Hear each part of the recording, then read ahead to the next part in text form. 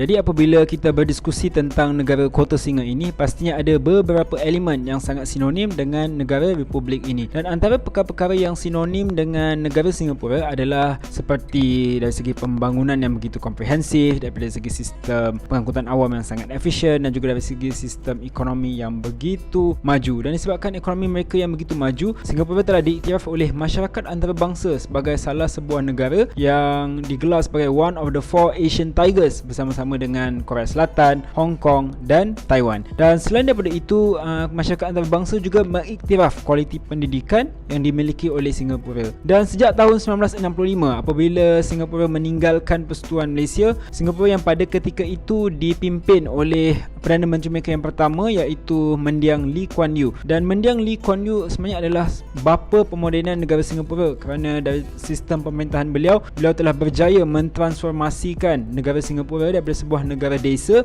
kepada sebuah negara kota metropolitan. Dan jika pada hari ini kita melihat negara Singapura ini, ianya adalah sesuatu yang tidak mustahil, adalah sesuatu yang perkara biasa apabila kita melihat bangunan-bangunan pencakar langit di negara Singapura, selain daripada hub pengangkutan awam yang sangat efisien yang menghubungkan setiap unit di negara pulau berkenaan. Di sebalik kejayaan pembangunan negara Singapura ini, sebenarnya ramai yang tidak mengetahui bahawa di negara Singapura ada satu kampung, dan kampung ini masih wujud di negara berkenaan, dan kampung ini dinamakan sebagai Kampung Lorong Buangkok. Dan kampung ini terletak di kawasan timur laut Singapura, iaitu di kawasan Hougang. Dan Kampung Lorong Buangkok ini sebenarnya diasaskan pada tahun 1956 apabila lot tanah kampung ini dibeli oleh seorang yang bernama Seng Tiao Kun, iaitu seorang pengamal perubatan tradisional Cina. Dan beliau telah membeli tanah ini dan dijadikan kampung, dan beliau menyewakan lot tanah berkenaan kepada masyarakat yang ingin menetap di kampung berkenaan. Dan selain daripada nama Kampung Lorong Buangkok ini, Kampung Lorong Buangkok ini juga mempunyai nama kedua, iaitu Kampung Selak Kain. Dan kenapa dinamakan sebagai Kampung Selak Kain? Kerana kawasan Kampung Lorong Buangkok ini terletak berdekatan dengan sebuah sungai, iaitu Sungai Punggol. Dan pada tahun 1950-an, pada ketika itu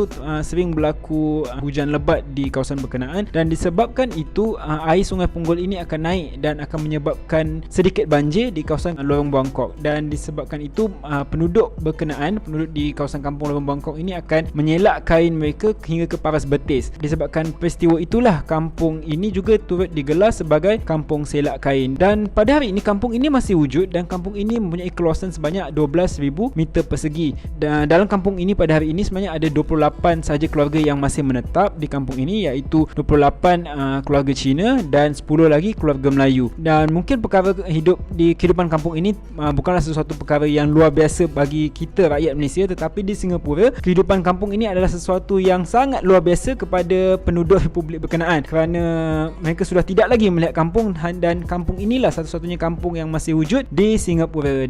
Kalau melancong ke Singapura itu, selain daripada pergi ke tempat-tempat yang mainstream di dalam negara Singapura seperti USS, seperti di Marina Bay, apa kata kali ini kita singgah pula ke kawasan Kampung Lorong Buangkok ini. Dan pada hari ini Kampung Lorong Buangkok ini dijadikan sebagai tempat untuk belajar oleh para pelajar di Singapura, terutamanya untuk mereka untuk melihat suasana kampung. Dan walaupun pun perlu diingat, kawasan ini bukanlah kawasan pelancongan, tetapi ia adalah sebuah kampung, adalah sebuah tempat tinggal masyarakat berkenaan. Lot tanah Kampung Lorong Buangkok ini dianggarkan bernilai sebanyak 33 juta Singapore dollar pada hari ini. Rakyat Singapura menggesa kerajaan Singapura untuk terus mengekalkan kawasan Kampung Lorong Buangkok ini sebagai kawasan kampung yang terakhir di negara Singapura. Itu saja video pada hari ini tentang kampung terakhir di negara Republik Singapura.